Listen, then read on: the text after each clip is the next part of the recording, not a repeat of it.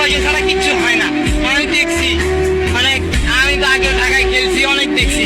ভালো খেলেও কোনো লাভ নাই, যার মামা খালু আছে তারাই ঠিক, আমাদের কোনো টিকার কোনো অপশনই আসে না। এত ভালো খেলেও টিকতে পারবো না আমরা।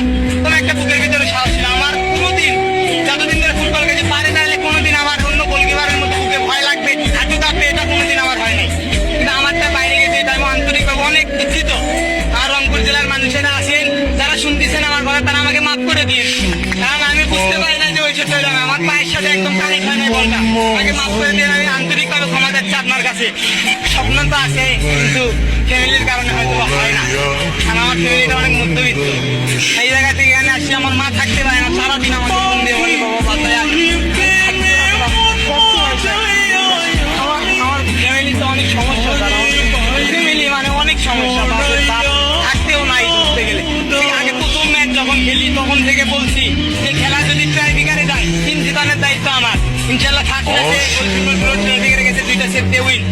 সেমিফাইনাল খেলায় প্রথমে আমার একটা ভুলের কারণে গোল খাইছিলাম একটা, মানে আমি পজিশনে ছিলাম না, একটা গোল খাইছি। খাওয়ার পরে আমার টিমটা কামব্যাক করছে, তারপরে আবার ট্রাইবিকারে গেছে খেলার সমতা, আবার আমি আবার 2টা সেট দিয়েছি, দিয়ে আবার টিম ফাইনালে গেছি। ফাইনাল আসার পরে আজকে 2টা গোল খাইছি। আল্লাহ আমাদের হয়তো বা সাথে ছিল, এই কারণে আমাদের 2টা গোল শোধ হয়েছে, পরিশোধ হয়েছে, এই কারণে আমরা ট্রাইবিকারে গেছি।